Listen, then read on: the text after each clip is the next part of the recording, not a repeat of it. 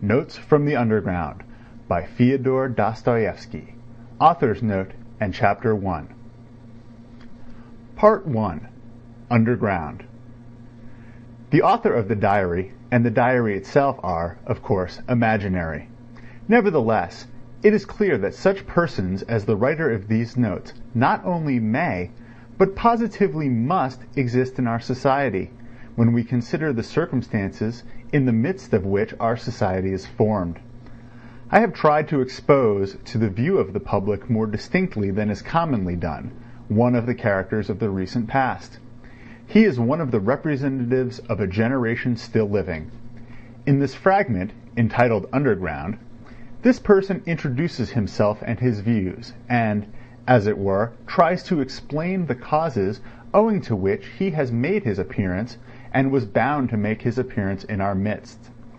In the second fragment, there are added the actual notes of this person concerning certain events in his life. Author's Note. 1. I am a sick man. I am a spiteful man. I am an unattractive man. I believe my liver is diseased.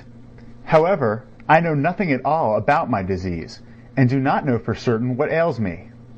I don't consult a doctor for it, and never have, though I have a respect for medicine and doctors. Besides, I am extremely superstitious, sufficiently so to respect medicine anyway. I am well educated enough not to be superstitious, but I am superstitious. No, I refuse to consult a doctor from spite. That you probably will not understand. Well, I understand it, though. Of course, I can't explain who it is precisely that I am mortifying in this case by my spite. I am perfectly well aware that I cannot pay out the doctors by not consulting them.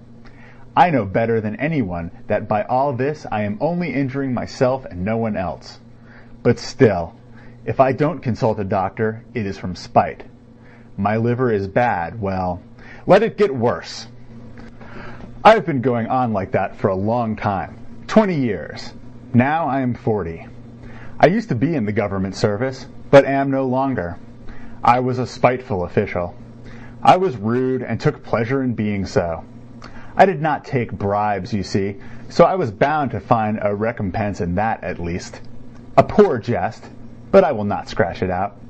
I wrote it thinking it would sound very witty, but now that I have seen myself that I only wanted to show off in a despicable way, I will not scratch it out on purpose.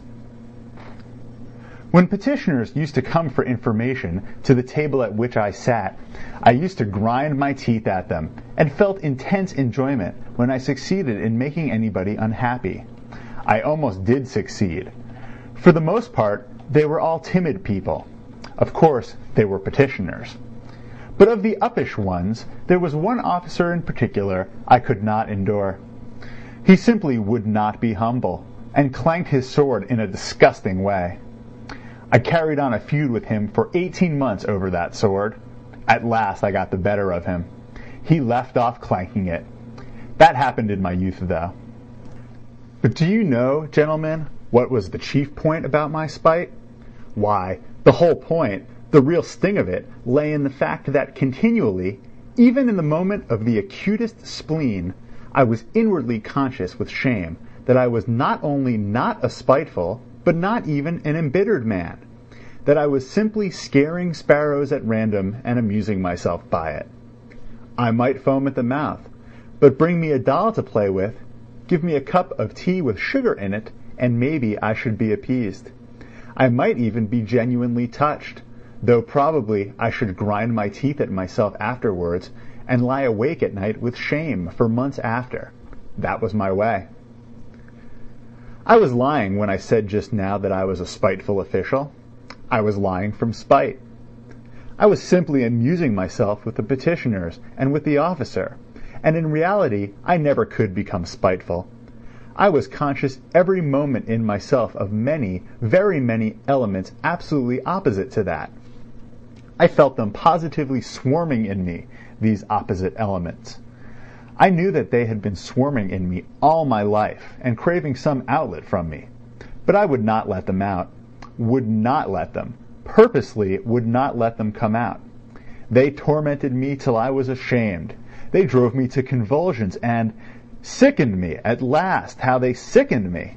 Now, are not you fancying, gentlemen, that I am expressing remorse for something now? That I am asking your forgiveness for something? I am sure you are fancying that. However, I assure you, I do not care if you are.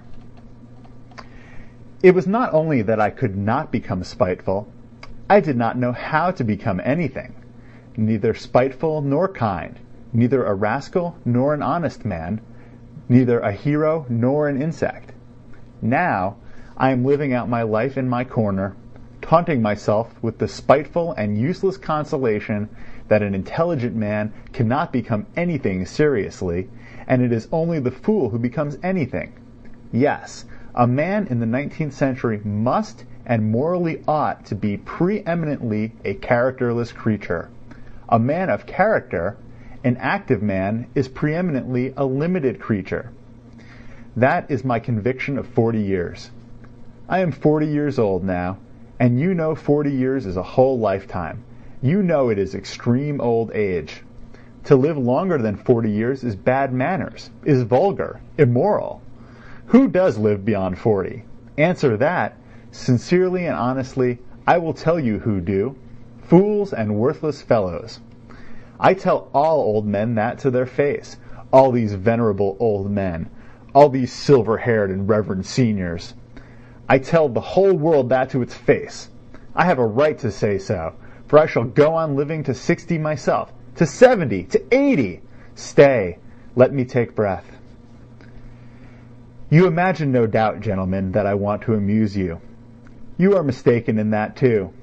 I am by no means such a mirthful person as you imagine, or as you may imagine.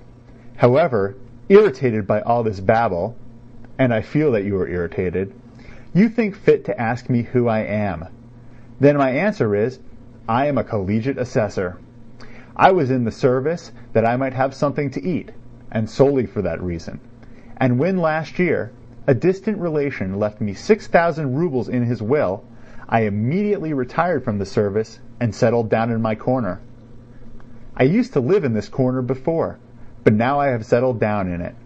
My room is a wretched hard one in the outskirts of town. My servant is an old countrywoman, ill-natured from stupidity, and, moreover, there is always a nasty smell about her. I am told that the Petersburg climate is bad for me, and that with my small means it is very expensive to live in Petersburg.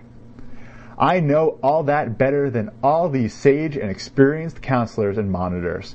But I am remaining in Petersburg. I am not going away from Petersburg. I am not going away because, why, it is absolutely no matter whether I am going away or not going away.